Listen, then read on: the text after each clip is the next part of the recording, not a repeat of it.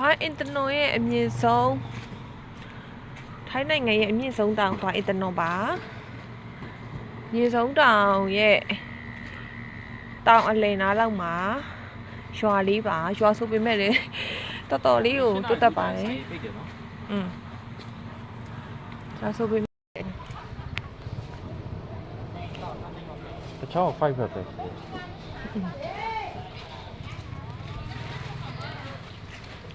ဟောဒီမှာပြောင်းမှုဖုတ်တို့ဘာတို့ဟိုကဘာกินနေလဲ